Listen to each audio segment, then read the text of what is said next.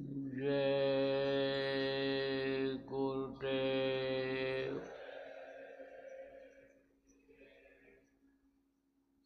जय गुरुदेव।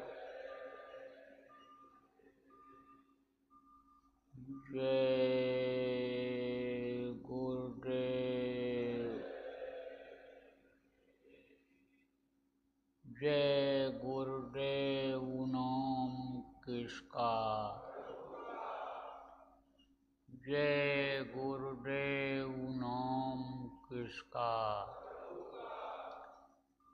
प्रभु का पावन नाम। प्रभु का पावन नाम। जय गुरुदेव।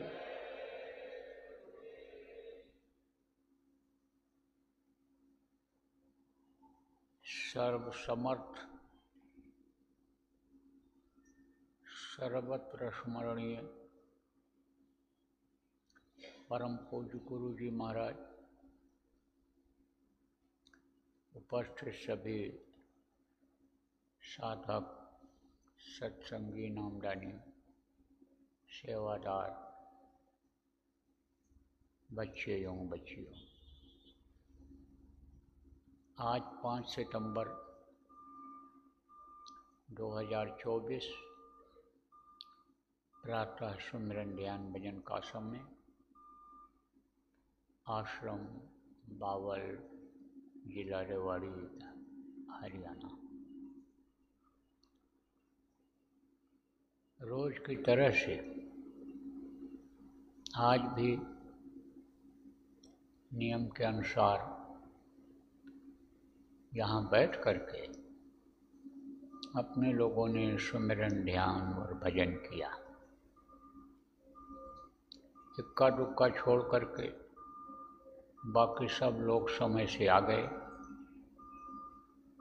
और प्रार्थना बोले, फिर सुमिरन किया, ध्यान किया, भजन किया। और अभी कुछ आपको सुनने को मिल रहा है। तो ये जो इतना देर बैठे, इसमें शरीर को साधा आपने। साधने को ही साधना कहते हैं। साधना मतलब क्या हुआ कि शरीर को रोक कर रखा आपने, उठने नहीं दिया। जब बैठ गए तो अगर मान लो किसी को प्यास भी लगी, हल्का फुल्का पेशाब का भी असर आया कि पेशाब के लिए जाना है, तो भी आप बैठे रहे कि ये बहुत ज़रूरी नहीं है, बाद में अभी कर लेंगे, चल करके पानी पी लेंगे, पेशाब कर लेंगे, कुछ खा लेंगे। तो शरीर को आपने साधा। शरीर को साधते समय हिलने डुलने से बचना चाहिए, क्योंकि हिलने में क्या होता है, मन बट जाता है, ध्यान हट जाता है। कोई मच्छर काट लिया, मक्खी काट लिया, तो ध्यान उधर चला जाएगा, हाथ पड़ जाएगा, उधर सहलाने लगोगे। इसीलिए ऊपर से कपड़ा डालना चाहिए कि जिससे मक्खी मच्छर परेशान न करें। हम जब बैठें तो एकदम से बिल्कुल मूर्तिवत बैठ जाएं। मूर्तिवत किसको कहते हैं? मूर्ति जिसमें कोई जान नहीं होती, उसको मिट्टी पत्थर का बना करके एक जगह लगा देते हैं। ऐसे ही मनुष्य जिंदा होते हुए भी, चेतन होते हुए भी और मूर्तिवत बैठ जाए। और नहीं तो बराबर मन उधर से इधर आता रहता है। जब मन उधर नहीं जाता है, फिर मन इसमें लग जाता है, क्योंकि मन और आत्मा जब तक इस शरीर में रहती है तब तक इसका भान ज्ञान रहता है। उसको निकलने के बाद भी कुछ दूर तक रहता है, लेकिन उसके बाद जब ज़्यादा दूर चली जाती है तब शरीर भूल जाता है। तो इसका भान ज्ञान रहता है। तो मूर्तिवत बैठना चाहिए। कोशिश करनी चाहिए, आदत डालनी चाहिए। तो शरीर को आपने साधा, तो कहा करत करत अभ्यास से जड़ मत होर सुजान। जड़ जीव किसको कहते हैं कि बैठ गया तो उठ ही नहीं रहा है, लेकिन कहते कहते कहते कहते करते करते आप ये समझो कि उसके अंदर भी कुछ बुद्धि आ जाती है, ज्ञान हो जाता है, उस चीज़ को समझने लगता है। उसको भी ग्लानि होती है। क्या ग्लानि होती है कि भाई इतना कह रहे हैं तो हमको बैठे ही नहीं रहना चाहिए। तो वो जड़ता मनुष्य की खत्म होती है। जड़ वस्तु की जड़ता तो नहीं खत्म होती है, लेकिन मनुष्य की जड़ता खत्म होती है। खुद भी वो उस चीज़ को छोड़ देता है। जैसे एक महात्मा जी थे, गांव में गए तो उसमें लोग चोरी करते थे। तो जब उपदेश किया उन्होंने तो कहा चोरों ने, महाराज ये हमारा कैसे छूटेगा, यही हमारा पेशा है और कोई काम हम कर नहीं सकते हैं। हम तो चोरी करके लाते हैं, वही खाते हैं। साफ साफ उन लोगों ने बता दिया। महात्मा जी ने कहा अच्छा नहीं छूट पाएगी? बोले नहीं छूट पाएगी। कहा उस प्रारब्ध, अपने प्रारब्ध भाग्य पर विश्वास करो, मालिक को याद करो, जो सबको देने वाला है वो देगा। तुम चोरी क्यों करते हो, गलत काम क्यों करते हो? बोले कुछ भी कहो, लेकिन हम खाएंगे क्या, खिलाएंगे क्या, चोरी छोड़ नहीं सकते हैं। बोले अच्छा तो कितनी कितनी चोरी तुमने किया, किस दिन किया, पूरा एक कॉपी बनाओ और लिखो रोज की चोरी किसने कितना किया। और वो जब लिखने लगे वो बोले हमको ला करके तुम दिखाना। और जब अनुसंधो ज़्यादा हो गया तो खुद पश्चाताप करने लगे। गुरु जी के सामने जो इसको गुनाह कहते थे, गलती कहते थे, इसको हम लेकर कैसे जाएं? मैली चादर ओढ़कर द्वार कैसे तिहारे कैसे आऊँ, कहा गया कैसे द्वार आऊँ, गंदगी लेकर के कैसे आपके दरवाजे पर आऊँ। तो फिर छोड़ दिया उन लोगों ने, छोड़ दिया। दया उधर से हुई महात्मा की, और आदत उन्होंने डाली इस तरह की, मतलब लिखने की और ग्लानि की। तो करत करत अभ्यास थे जड़ मत हो सुजान। पहले जड़ता ही रहती है, बाद में चैतन्यता आती है। बहुत से लोग देखो नामदान ले करके न तो सेवा करते हैं, न भजन करते हैं, न कोई प्रार्थना बोलते हैं, न गुरु का नाम लेते हैं। बस वो कहाँ फंसे हुए हैं, इंद्रियों के सुख के लिए, मान सम्मान के लिए, शरीर के सुख के लिए लग जाते हैं काम करने में, और उसी में फंस जाते हैं। तो ये असली चीज़ छूट जाती है। असली चीज़ को पकड़ना चाहिए तो अभ्यास करना चाहिए। अभ्यास करने से अन्य समझो कि यह सधता है। क्या सधता है? शरीर सधता है, मन सधता है। मन अगर नहीं सधा तो आप ये समझो शरीर को काफ़ी समय तक साधते रहने के बाद भी कामयाबी नहीं मिलती है। इसीलिए देखो शरीर को बहुत साधा लोगों ने, बहुत तपस्या अन्य समझो कि किया पहले के समय में। अब भी लोग चले जाओ आप पहाड़ों पर उधर तो ध्यान लगाए बैठे हुए हैं, आत्मा को कुछ दूर तक ले जाते हैं निकाल कर। प्रयास यही रहता है और आगे बढ़ें, आगे बढ़ नहीं पाते हैं और लौट करके फिर उसी में आ जाते हैं। उम्र भी उनकी बढ़ रही है, यानी आप ये समझो जीने का समय भी उनके बढ़ रहा है, लेकिन काम नहीं हो पा रहा है। कारण क्या है कि उनको आगे का कोई रास्ता बताने वाला नहीं मिलता है, और वो ये सोचते हैं कि इसी से शरीर के कष्ट देने से ही, हठ योग से और दुनिया छोड़ने से ही और दुनिया की चीज़ों का भोग छोड़ने से ही हमको प्रभु की प्राप्ति हो जाएगी, लेकिन हो नहीं पाता है। उसका मुख्य कारण यही है, एक तो रास्ता नहीं मालूम है आगे बढ़ने का, रुकावट आ गई तो वहीं पड़े हैं, और ये बढ़ने नहीं देते हैं। जहाँ तक ये पहुँचते हैं ऊपरी लोकों में, वो लोग नहीं चाहते हैं कि आगे बढ़ें तो वहीं वो उनको रोकते हैं। साधन सुख सुविधा वहाँ की इतनी अच्छी रहती है स्वर्ग और वैकुंठ तक के लोगों की कि जीव उससे आगे जाना ही नहीं चाहता है। इसलिए आपको समझने की ज़रूरत है, आगे नहीं बढ़ पाते हैं। तो शरीर को कष्ट देने से यानी समझो कुछ नहीं होता है, और शरीर को कष्ट दे करके भी बैठे आदमी लेकिन मन अगर नहीं रुका तो समझो आप प्रेमियों कि आगे नहीं बढ़ पाता है। और मन बैठे 4 घंटा बैठ गए साधना करने के लिए, 8 घंटा 6 घंटा बैठ गए, लेकिन जब उठे तो अब मन की आदत क्या होती है? मन की आदत कुछ न कुछ सोचने की होती है। जब शरीर रुका रहता है तो सोचता है, तो आदमी सोचता रहता है तो शरीर कहीं रहता है, मन कहीं रहता है, और काम कुछ करता है। जैसे ध्यान लगाते हैं तो शरीर स्थिर रहता है और मन जो है वो भगता रहता है, वो सोचता रहता है। और बैठे किस लिए? साधना करने के लिए, ध्यान लगाने के लिए, दोनों आँखों को एक जगह पर इकट्ठा करने के लिए बैठे। भजन में किस लिए बैठे?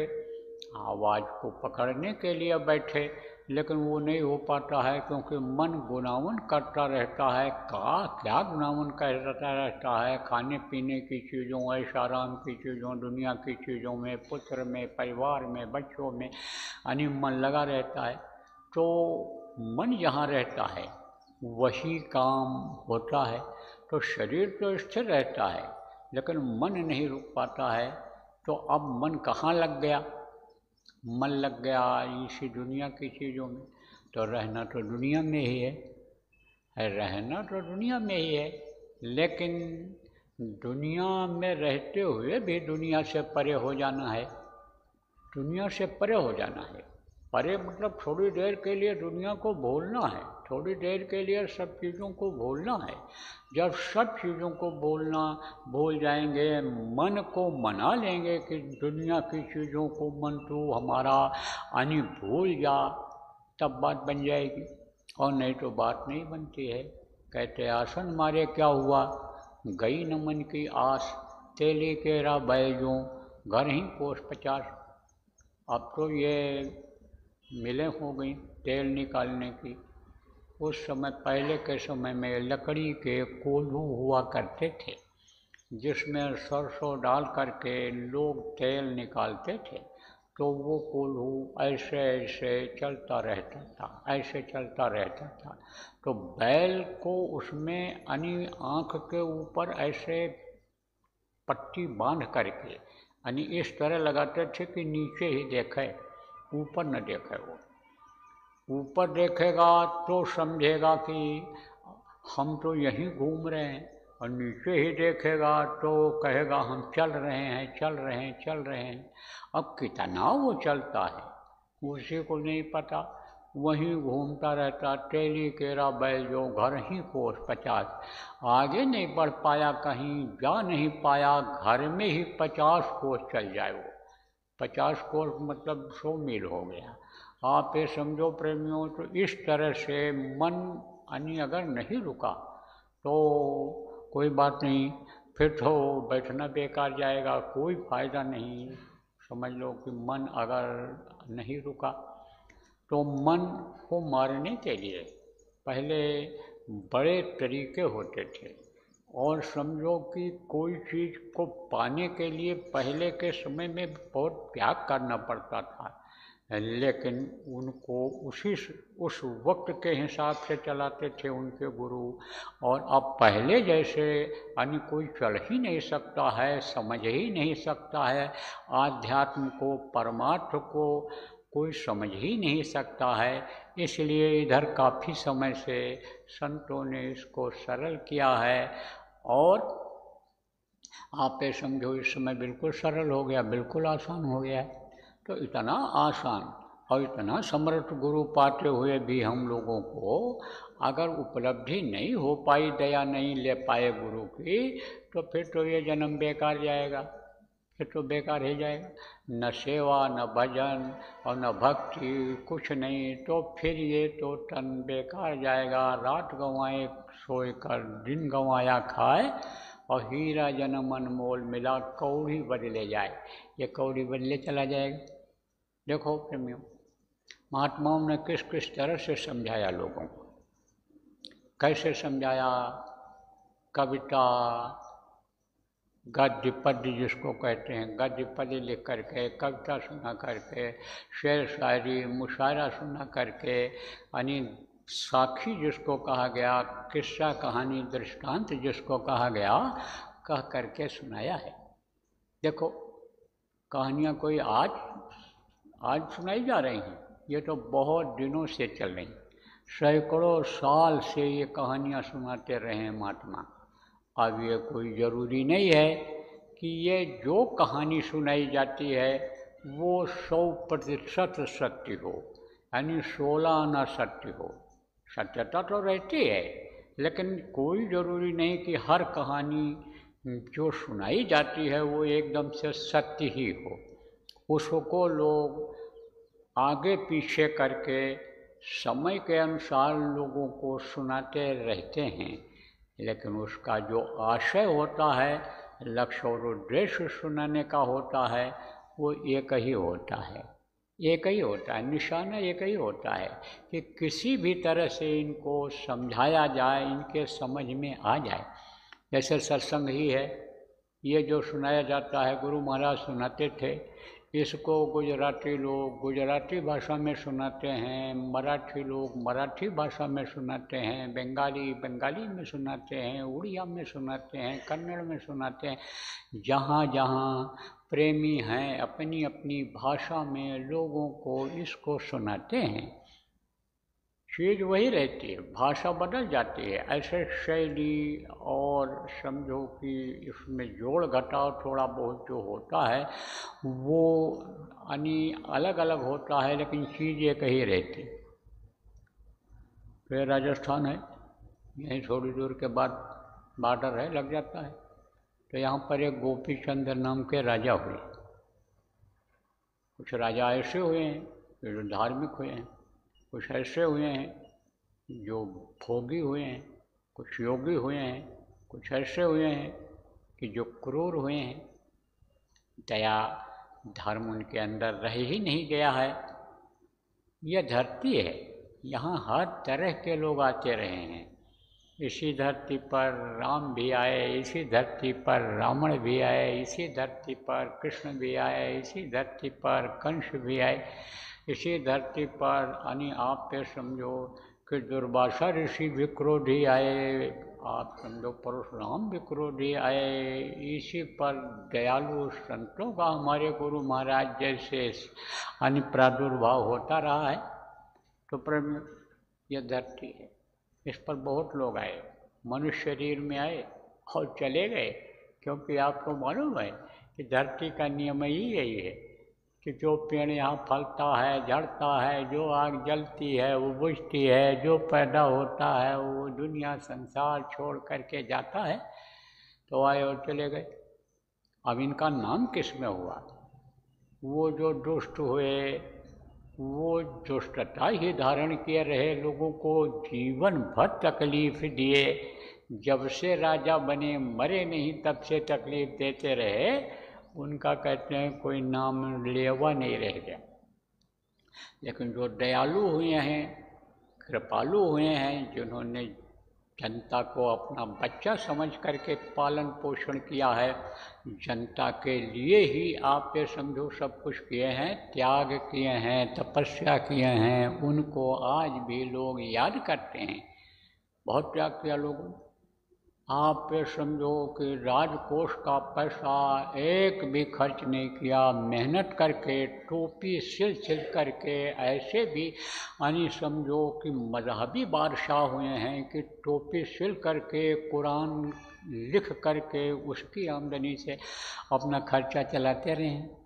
तो ये धरती है, यहाँ हर तरह के लोग आए। तो एक गोपी चंद्र नाम के राजा हुए, बड़े ठाट बाट से रहते थे, कोई कमी तो थी नहीं, धन संपत्ति अकूत था। लेकिन संस्कार उनका जो पड़ा वो किसी देवी का पड़ा। देवी किसको कहते हैं? देवी उसको जो देव रूप में हो जाती है, देवी की शक्ति ले आती है, वो उसको लोग देवी कहने लगते हैं। देखो यही औरत समझो जब बुरे कर्म में फंस जाती है तब उसको लोग रंडी, कोई वैश्या, कोई कुछ कहते हैं। और यही जब धार्मिक भावना वाली हो जाती है, पूजा पाठ साधना में लग जाती है, तब लोग कहते हैं देखो इनका चेहरा मोहरा ये कैसा है, रूप रंग कैसा है, देवी जैसा है, इनकी बोली बानी व्यवहार कैसा है, देवी जैसा है।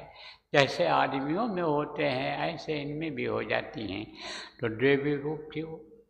संस्कार किसका पड़ा था? संत का पड़ा था, महात्माओं का पड़ा था, उनके ऊपर यानी उनकी गोपीचंद की माँ के ऊपर संस्कार पड़ा था। किसका? संतों का, महात्माओं का। तो बड़ी धार्मिक थी वो, और उसी का संस्कार गोपीचंद पर पड़ा। लेकिन साथ ऐसा पड़ गया, कहते संगत ही गुड़ होत है, संगत ही गुड़ जाए, बांस बांस और मिश्री एक है भाव बिकाए। देखो मिश्री में रस्सी पड़ी रहती है, बांस के टुकड़े पड़ जाते हैं, वो भी मिश्री के भाव ही बिक जाते हैं। तो जो भी उसका साथ पढ़ा राजा का पढ़ाई लिखाई का चाहे हो, चाहे उसके राज दरबार का असर मंत्रियों का आया हो, उससे उसके अंदर खाने पीने मौज मस्ती की आदत बन गई। लेकिन कहते हैं संस्कार कभी ख़त्म होता नहीं है, संस्कार जगता है, संस्कार चमकता है, संस्कार आगे बढ़ाता है। इसीलिए कहा जाता है कि बच्चों को सत्संग सुनवाना चाहिए, बच्चों को सत्संगों में लाना चाहिए, बच्चों को नाम धुनी जय गुरु नाम की बुलवाना चाहिए। बड़े हो जाएं थोड़ा तो उनको सुमिरन सिखाना चाहिए, ध्यान और भजन कराना चाहिए, कि जैसे से उनके संस्कार बन जाएं। अगर गलत बच्चों का साथ पड़ा थोड़े समय के लिए तो भी उनको संस्कार याद आ जाएंगे, संस्कार जग जाएगा और बातें याद आ जाएंगी सत्संग की, कि देखो भाई ये गलत है, इस रास्ते पर हमको नहीं जाना चाहिए। तो बच्चे बिगड़ने से बच जाते हैं। जबकि आज बहुत बिगड़ रहे हैं बच्चे, माहौल बहुत ख़राब हो रहा है, और हर बच्चे की महत्वाकांक्षा इच्छा रहती है कि हम आगे बढ़ें।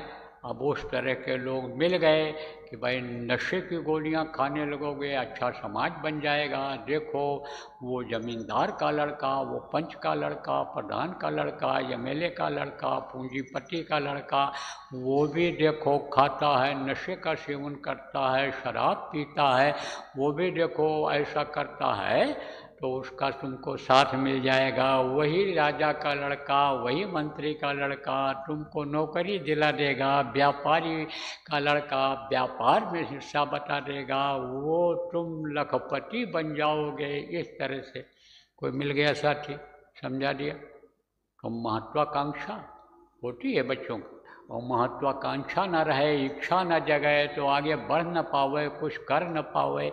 इसलिए वो इच्छा ही जगा देते हैं लोग, तो उस इस तरफ चला जाता है। लेकिन अगर किसी ने कहा शराब पी लो, और सत्संग सुना है कभी, बराबर आता रहा है, तो सत्संगियों का ही बच्चा कहीं भी रहेगा, लेकिन फिर शराब नहीं पिएगा, मांस फिर वो नहीं खाएगा। संस्कार ही बना हम लोगों को। तो कभी न शराब पिया, न मांस खाया, न अंडा खाया, न सिगरेट पिया, तंबाकू भी नहीं खाया। आप ये समझो, इसको तो इन चीज़ों को छुआ ही नहीं। बहुत ऐसे ऐसे लोगों के बीच में रहा कि जो हमसे सीनियर थे, प्रभावशाली थे, पढ़ाई के समय में काफ़ी उम्र दराज थे, लेकिन आप ये समझो उनका असर नहीं पड़ा। क्यों नहीं पड़ा?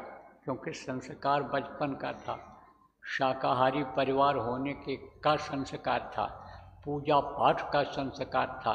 ये था कि अगर हम इसको उदाहरण कर लेंगे तो हमारे उस समय पर जो पूजा करता था, ये आराध्य देव नाराज हो जाएंगे, ये हमारे देवता नाराज हो जाएंगे, हमको सजा दे देंगे, हमको जो ये दे रहे हैं या देने का होगा वो नहीं देंगे। एक डर हो जाता है आदमी को, एक भय हो जाता है आदमी को। जब जानकारी हो जाती है तो जानकारी परिवार से भी मिलती है, समाज से भी अच्छी जानकारी मिलती है, और सत्संगों में तो अच्छी ही जानकारी कराई जाती है। तो इसीलिए कहा जाता है बच्चों को सत्संग से जोड़ना चाहिए, ध्यान भजन कराना चाहिए, नाम धुनी बुलवाना चाहिए, कि जिससे बच्चे न बिगड़ें। तो शास्त्र तो पढ़ा गोपी चंद का, लेकिन अन्य बुराइयों में नहीं फंसा। कि जैसे बहुत नशे का कोई आदि हो जाए तो छूटने में समय लगता है। जैसे कुछ बूट ऐसे होते हैं कि जो समझाने में छोड़ देते हैं, ऐसे होते हैं समझाओ तो वो मान जाते हैं, सवार तो बहुत रहते हैं आदमी के ऊपर, लेकिन वो मान जाते हैं। कुछ ऐसे होते हैं कि कह दो भाई छोड़ दो इसको, तुम दूसरी जगह चले जाओ, पेड़ पर बैठ जाओ, वहाँ खाते रहो, तो मान जाते हैं। और कुछ ऐसे होते हैं जो चड्ढी ले लेते हैं, खिसकते नहीं, कहते हैं कहाँ जाए बाबू, अब आप निकाल के बैठा दो, आप ऐसा कर दो। तो इसी तरह से आपको समझने की ज़रूरत है कि वो बिगड़ा नहीं, ज़्यादा बुरी आदतों में गोपीचंद नहीं पड़े। माँ का संस्कार था और माँ बराबर बात करती रहती थी। तो एक दिन ऐसा हुआ कि पूर्व का संस्कार जगा। पूर्व संस्कार किसको कहते हैं? पहले जन्म का। पहले जन्म का भी संस्कार होता है। पहले जन्म के कर्म के अनुसार ही यह मनुष्य शरीर मिलता है। जब अच्छा कर्म जीव करता है स्वर्ग में जाता है, वैकुंठ में जाता है। जब समय पूरा हो जाता पूरी छेड़े मृत्यु लोके, तो राजा महाराजा के यहाँ ही जन्म ले लेता है, सेठ साहूकारों के यहाँ जन्म लेता है, पंडित मुल्ला पुजारी के यहाँ जन्म लेता है। तो संस्कार बना रहता है। और साथ ऐसा रहता है जानकारी फिर अब नहीं आगे हो पाती है, तो खाने पीने और ऐश आराम में ही समय को निकालने लगता है। मनुष्य शरीर पाने का मतलब नहीं समझ पाता है कि भजन भाव भक्ति के लिए ये मिला है, तो वो दूसरों का अन्न खाता है और दूसरों का दिया हुआ वस्त्र पहनता है। उपभोग उपभोग उपभोग उपयोग दूसरे के मेहनत की कमाई का करता है, तो उसके कर्म आ जाते हैं।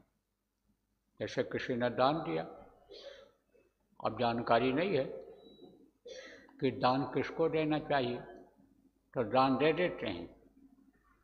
लेकिन अगर उस दान को कहीं ऐसी जगह लगा दिया उसने कि जिससे हिंसा हत्या हुई, मांस खा लिया, शराब के नशे में शराब पी लिया, तो शराब के नशे में कोई अपराध कर डाला, तो अब आप ये समझो प्रेमियों की उसकी सजा भोगनी पड़ती है। अपराध हो गया शरीर। दान तो दिया कि हमको देना चाहिए, दान तो दे दिया, लेकिन उस जिसको दान दिया वो गया अपराध कर बैठा। अब जब वो अपराध कर बैठा और ये जब मरा, यमराज के सामने जब गया, तो यमराज ने कहा तुमको सजा मिले, तुमको नरक में सजा मिलेगी, नरक जाना पड़ेगा। बोला महाराज हमने तो ऐसा कोई गलत काम किया नहीं, हम तो अच्छा ही काम जीवन भर करते रहे, तो हम नरकगामी क्यों होने जा रहे हैं? तब उसने कहा तुमने पुण्य किया लेकिन वो पाप में बदल गया। कहा कौन पुण्य किया?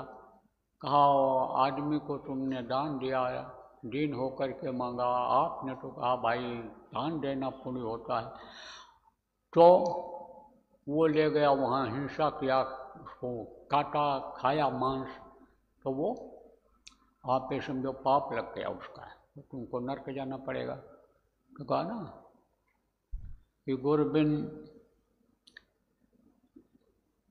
गुरु के जानकारी के बिना, गुरु के बिना आप ये समझो कि दान अगर बगैर जानकारी के दान देता है तो समझो कि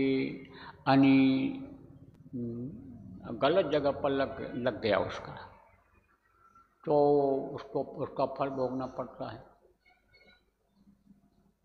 तो मैं आपको राजा गोपीचंद की बात बता रहा था। राजा गोपीचंद धार्मिक था, और संस्कार उसका पूर्व जन्म का था। पूर्व जन्म का संस्कार जगा, क्योंकि स्वर्ग वैकुंठ की आत्मा थी तो वो तो निर्मल थी। यहाँ आकर के गंदगी मृतलोक में जमा हुई थी, तो एक दिन संस्कार जगा। तो संस्कार जगा तो माँ के उपदेश से वो प्रभावित हो गया। माँ का उपदेश उसको लग गया, समझ गया। किसी को बार बार कहते रहो भजन करो, नामदान ले लो, कहते रहो बराबर, और दुनिया में क्या रखा है, एक दिन तो इसको छोड़ के जाना है, धन दौलत में मत फंसे रहो, बराबर इसी को गृहस्थी को सुलझाने में मत लगो। 1 घंटा 2 घंटा भजन करो, ध्यान करो, स्मरण करो, लेकिन उस पर ध्यान नहीं देता है। और जब संस्कार जग जाता है, कर्म जब नहीं रहते हैं, उस समय अगर कह दिया, बैठा लिया अपने साथ, बैठने लग गया, कर्म कटने लग गया उसका, तो मन लग जाता है। ऐसे ही उपदेश तो करते रहते थे माँ, सुनाते तो समझाते रहते थे, लेकिन उतना असर माँ की बातों का नहीं पड़ता था, क्योंकि वही कर्म आड़े हाथ आ जाते थे।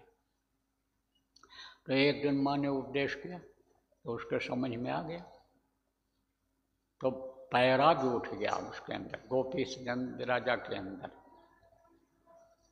विरह पैदा हो गई। किससे मिलने की? उस मालिक से मिलने की। मनुष्य शरीर के बारे में उसको जानकारी हो गई, किस लिए मिला है। तो निकल पड़ा घर से कि अब हम योग करेंगे, साधना करेंगे। निकल करके बाहर पता लगाया कि इस समय के महात्मा कौन हैं, योगी कौन है इस समय। तो उस समय गोरखनाथ थे, गोरखनाथ के गोरखपुर में जहाँ उनका मठ बना हुआ है, वो से गोरखनाथ जिनको कहा गया। लोगों ने बताया कि वो योगी हैं, योग साधना सिखाते हैं, तो उनके पास तुम चले जाओ, वो तुमको बताएंगे। तो पहुंचा वहाँ, प्रणाम किया, बैठ गया, कहा महाराज हम योग करना चाहते हैं, आप हमको बता दो, आप मेरे गुरु बन जाओ, मुझको शिष्य बना लो अपना। तो जैसे बताया ना आपको कि अलग अलग लोगों का मत होता है। आपको हमको तो हमारे गुरु महाराज ने प्रेमियों देखो बताया कि ना सिर मुड़वाना है, न तुमको कपड़ा बदलना है, न दाढ़ी बाल बढ़ाना है। जब नामदान लेने के लिए गए थे तभी इन सब चीज़ों को किसी को कहा था? नहीं कहा था। उन्होंने कहा यह सब कुछ नहीं करना है, गृहस्थ आश्रम में रहना है, जो तुम काम करते हो मेहनत ईमानदारी से वही काम करना, लेकिन 24 घंटे में से समय निकालना भजन के लिए, ध्यान के लिए, सुमिरन के लिए, ये कहा था गुरु महाराज ने। लेकिन कुछ मत ऐसे हैं कि जो घर भी छुड़वाते हैं, कपड़ा भी बदल देते हैं, गले में निशानी बना देते हैं, कोई एक कंठी बांध देता है, कोई कंठियों का ही एक ऐसे गले में ऐसे माला जैसा पहना देता है, कोई कान छेद देता है, कोई छाप लगा देता है। अलग अलग अपनी अपनी अन्य समझो कि लोगों की सोच है। जो उनके गुरु पहले के समय में करते रहे इंद्रियों के दमन के लिए, वही अब भी करवाते हैं। तो उन्होंने कहा गोरखनाथ ने कि तो राजा, गोरखनाथ से कहा, सोचा पहले उन्होंने कि यह राजा होकर के, भोगी होकर के योगी बन कैसे पाएगा। लेकिन जब उनकी हार्दिक इच्छा ये देखी, पहले लोग क्या करते हैं, पहले तो ऐसे आने को तो बहुत लोग कहते हैं महाराज चेला बना लो, अब तो हम यहीं रहेंगे, और आपके भगत हो गए, और कहते कुछ हैं, फिर 2 दिन के बाद फिर मन ऐसा लग जाता है, ऐसा हो जाता है कि लौट करके फिर वापस चले जाते हैं। गुरु महाराज के साथ रहने का बहुत मौका मिला। तो गुरु महाराज जब खाली बैठते थे तब अपनी पुरानी यादें बताते थे। तो बोले कि मैं चलता फिरता रहता था, तो कोई प्रेमी मिल गया, जहाँ देखा शाकाहारी है, धार्मिक है, रोकता है, महाराज रुक जाओ, तो उसके यहाँ रुक जाता था। पहले रोकते भी थे। पहले दरवाजे पर कोई किसी के आ जाए तो उसको देवता समझते थे कि ये भगवान है, ये मेहमान नहीं है। और साधु महात्माओं को कोई देख लेता, समझता कि अरे हमको तो भगवान ही मिलेगी, तो ले जाते थे लोग, अपने अपने औकात के अनुसार सेवा करते थे, खिलाते थे, सुलाते थे, कुछ सुनते भी थे, उपदेश भी लेते थे। वो उनको कुछ मिलता था सुनने को, महात्मा को सुनाते ही थे जो जाते। गांव के लोगों को भी इकट्ठा करके लोगों को सुनवाते थे। तो एक थे पोस्ट मास्टर, पोस्ट मास्टर के यहाँ रुक गए, उनके आग्रह पर। रिटायर हो गए थे वो, पोस्ट ऑफिस में काम करते थे, रिटायर हो गए थे।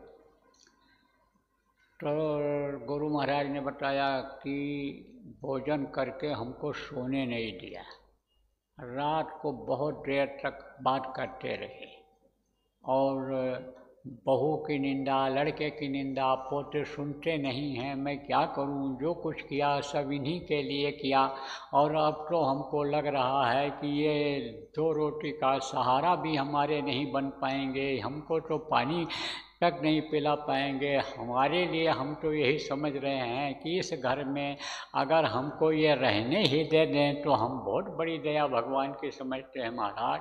अब तो मैं ऊब गया और मुझको आप अपने साथ लेते चलो, मैं साधु बन जाऊंगा, अब आपके साथ ही रहूँ।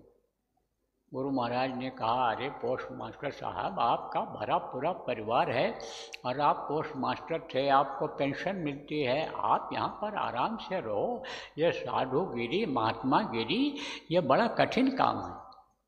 बोले नहीं महाराज, लेते चलो अपने साथ, हम आपका ये कमरी कमंडल ये सब हम लेते रहेंगे, लेकर चलेंगे महाराज, आप हमको लेते चलो। बहुत देर तक गुरु महाराज ने कहा, सोने नहीं दिए। और जब हम लोग सुबह उठे तो अपना दैनिक क्रिया किया, भजन भाव किया, भक्ति भजन किया, फिर उसके बाद में जब चलने लगे तो पीछे पीछे चल दिए और बोले, भाई मैं गुरु जी के साथ जा रहा हूँ, फिर अभी मैं इनके साथ जा रहा हूँ, कह करके चल दिए घर में। अब वो समझो जब गए फिर कहे लौट जाओ आप, साधुकड़ी का या साधु का बड़ा ऐसा हिसाब होता है, बहुत मुश्किल होगा, या आप तो यहाँ खाते पीते ठीक से रहते हो, कम से कम हम लोगों का जीवन का कुछ पता नहीं, कब जाएंगे, कहाँ मिलेगा, क्या नहीं मिलेगा, कैसा क्या होगा, आप न चलो हमारे साथ। नहीं माने, चले गए। अब जंगल में से जा रहे थे तो जंगल में शेर आ गया। अब शेर को जब देखा तो उनकी तो धोती खराब हो गई। और गुरु महाराज ने क्या किया, संख्या रखते थे। गुरु महाराज को तरीका मालूम था कि जानवरों को कैसे हटाते हैं, कैसे हटाते हैं। संख्या निकाला उन्होंने, शंख जिसको कहते हैं, फूंक के बजाते हैं, फू ऐसे।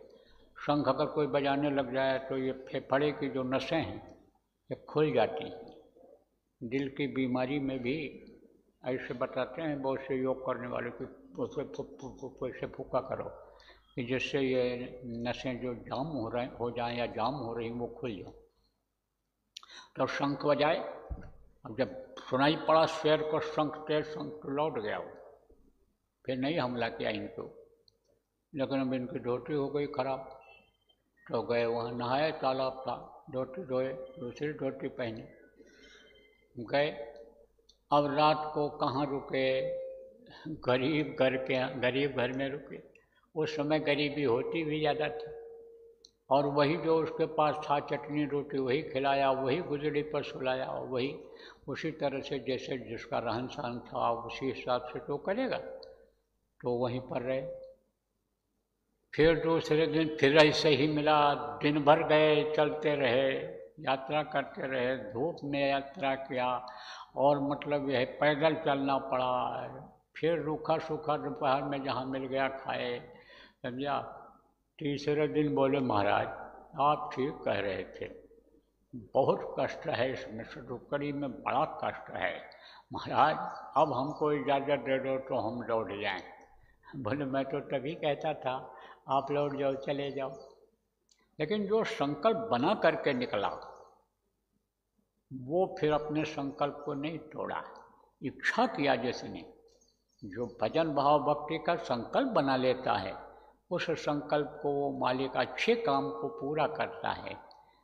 तो जो संकल्प बना के निकलता है हो जाता है। आपको बताया गोपीचंद संकल्प बना के निकले थे कि हम कुछ हासिल करके लौटेंगे, तो रुक गए वहाँ।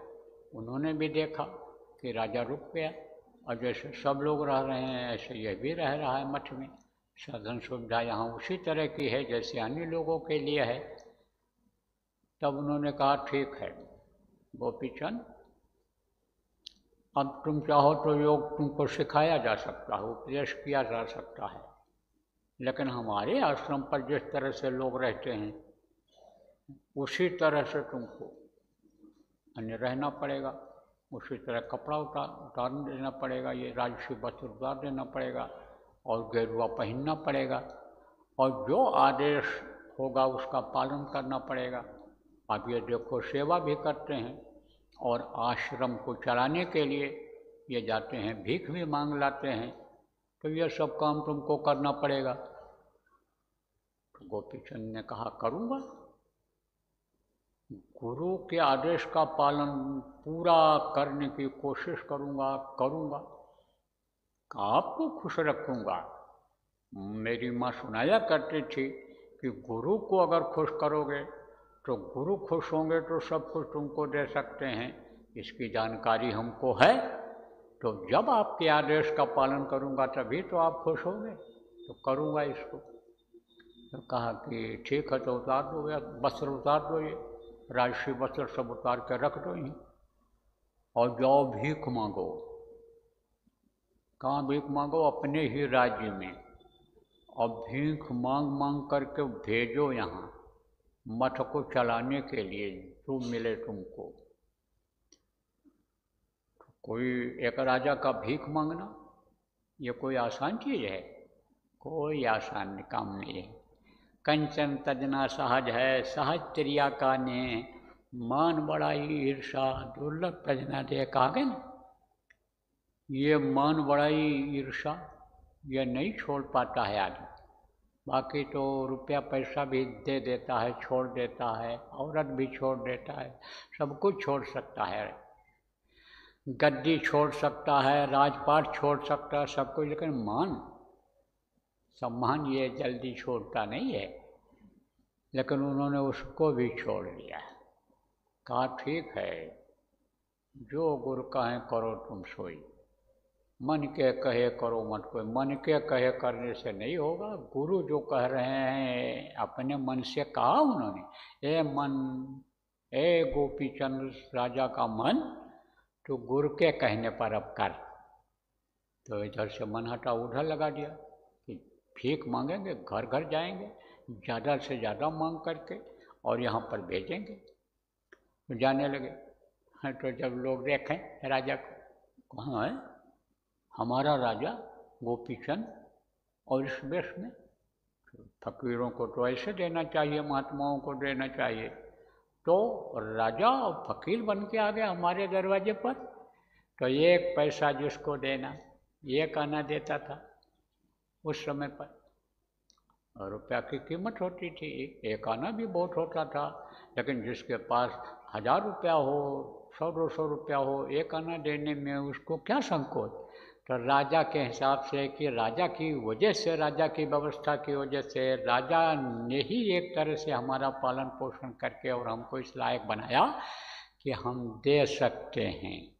जैसे गुरु की दया जो लेते हैं, गुरु को नहीं बोलते हैं, गुरु ये समझते हैं कि यह सब गुरु ने ही दिया, गुरु ने ही किया, वो गुरु के लिए ही तो करते हैं। अरे आप लोग गुरु के नाम पर ही तो देते हो, तो इतना बड़ा काम प्रेमी हो रहा है। आप यहाँ आए हो, शरीर से सेवा कर रहे हो, तभी तो ये मंदिर बन रहा है। ऐसे ही मिलता था भेजते जाते थे, मिलता था भेजते जाते थे। तो मांगते मांगते उधर गए। कहाँ गए? राज दरबार की तरफ। तो सोचे चलो अब वहाँ मांगा जाए। तो जब दरवाजे पर पहुँचे तो राजा को कौन रोके? पहचान गए, दरबारी पहचान गए कि खाली वेश ही तो बदला है, कपड़ा ही तो बदला है, और तन मन तो वही है राजा का। तो हमारा राजा है। प्रणाम किया लोगों ने और मतलब यानी पीछे तक चले गए। अब जब महल में पहुंचा तो रानी के दरवाजे पर जब पहुंचा तो रानी के सामने ऐसे कमंडल कर दिया। कमंडल ही दिखाते थे, ऐसे कमंडल में डलवाते थे। तो रानी ने देखा है ये अब हमारे किस्मत लगता रह गया। कहते हैं ना, स्वार्थ लाग करें सब प्रीति, सुर नर मुनि सबकी यह रीति है। तो उसके अंतर्गत आ गई, स्वार्थ के अंतर्गत आ गई। बोला अब ये जब साधु हो गया तो हमारे कोई काम का तो रहा नहीं। देखो इसने हीरे का ताज दे दिया होगा, कहीं दे आया। वो जो सोना चांदी का तार का बना हुआ कपड़ा था, जो समझो लाखों करोड़ का था, उसको ये दे दिया। सब ये क्या हो गया इसको राजा को। रानी मुँह फेर करके चली गई। देने के बजाय, कुछ कहने के बजाय मुँह फेर के चली गई। अब राजा गया अपनी माँ के पास, तो माँ के सामने कमंडल ऐसे दिखाया। तब माँ ने देखा और कहा, योगी मैं तुझको क्या दूँ? तो कहा, दे दो आप हमको, मैं मांगने आया हूँ आपसे, आप दीजिए। तो कहा, देख योगी, मैं तुझको तेरे काम आने वाली चीज देती हूँ। आज तुझको मैं बताती हूँ कि तू मनपसंद का अच्छा से अच्छा भोजन खाना और अपने मन पसंद बिस्तर पर सोना, आराम से सोना मखमल के गद्दे पर, और स्वादिष्ट बढ़िया भोजन खाना और मजबूत किले में रहना। तब गोपीचंद समझ नहीं पाए। गोपीचंद ने कहा, माँ आपके उपदेश से ही मेरे अंदर प्रेरणा हुई और मैं इस राजपाट पर ठोकर मार करके और वहाँ चला गया, योग धारण कर लिया, योगी बन गया। अब आप फिर हमको उसमें फंसाना चाहती हो। तब माँ ने कहा, योगी तू समझ नहीं पाया, मैं तुझको समझाती हूँ। तू जिस काम में लगा है, यह सब छोड़कर गया है, वही काम करना। इधर उधर दिमाग मत लगाना। इधर उधर तू अपना काम जो सोचता है करता था, वो सब कुछ भी मत करना, न सोचना। खूब योग करना, खूब साधना करना। तू यहाँ तक कि खाने की भी परवाह मत करना। और लेकिन तेरे को भूख लगेगी, क्योंकि तू मनुष्य शरीर में है, हम मनुष्य शरीर में हैं। तो जो मनुष्य शरीर में होता है उसको भूख लगती ही लगती है। ऐसा सिस्टम देखो प्रेमियों बना हुआ है कि पेट बना दिया तो रोज इसमें डालो, मुंह बना दिया इसमें कुछ डालो, मुंह में जाए, और रोज चले जाओ सुबह मल त्याग कर जाओ। कोई कितना भी समझो कि बढ़िया खाए, लेकिन बदबूदार ही निकलता है।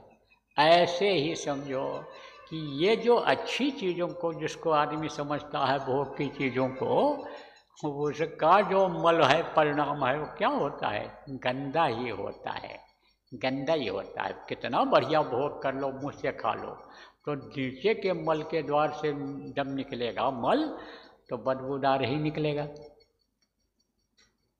तो तू योग खूब करना, लेकिन तेरे को भूख लगेगी।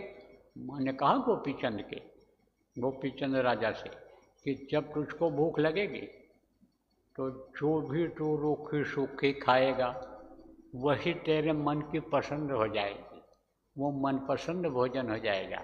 वही रूखा ही बासी ही रोटी तुझको यानी पुआ पकौड़ी जो ताज़ा बनी हुई होती है उससे भी स्वादिष्ट वो लगेगा।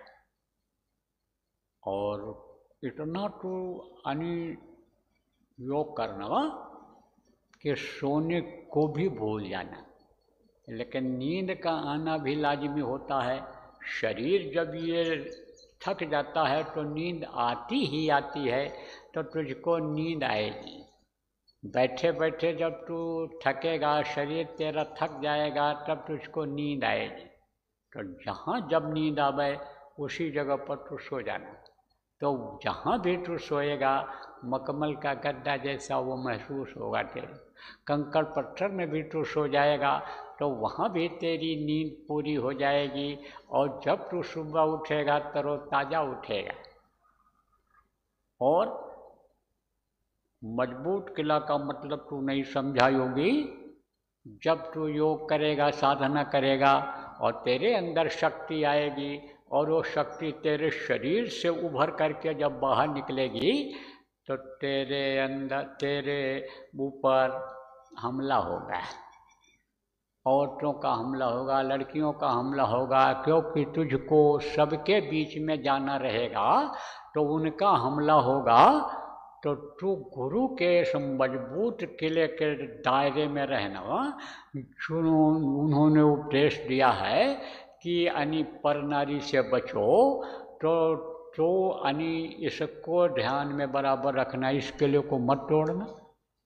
अब जा योगी, अब जा, तू देर मत कर, अब तू अपने गुरु का आदेश का पालन कर। जा तू भीख मांग करके वहाँ और लोगों से लेकर के पहुँचा और योग साधना कर। तो ये आपको किस लिए सुनाया गया? समझने के लिए आपको सुनाया गया, याद रखने के लिए सुनाया गया। अच्छी बातें हमेशा याद रखना चाहिए। अच्छी बातों को जब याद रखते हैं तब इधर उधर ये मन नहीं जाता है। फिर तो मन कहीं अटक न जाना, मन कहीं भटक न जाना, गुरु दरिया में नहाना, मन कहीं भटक न जाना। फिर तो ये मन भटकता नहीं है। फिर तो जो गुरु ने ये धारा आपको दे दी है, दरिया जो बहा दिया है आपके अंदर में, कि ये अंदर में ही गंगा, घट में ही गंगा, घट में ही यमुना, घट में ही तीरथ, घट में ही सिरजनहारा है, इसी में सिरजनहार है। तब इसी में नहाओगे, इसी में रहोगे, इस दायरे से बाहर नहीं निकलोगे। बोलो जय गुरुदेव, जय गुरुदेव, जय गुरुदेव, जय गुरुदेव। नाम किसका? जय गुरुदेव। नाम किसका? प्रभु का पावन नाम, प्रभु का पावन नाम। जय गुरुदेव, जय गुरुदेव, जय गुरुदेव, जय गुरुदेव, जय जय गुरुदेव।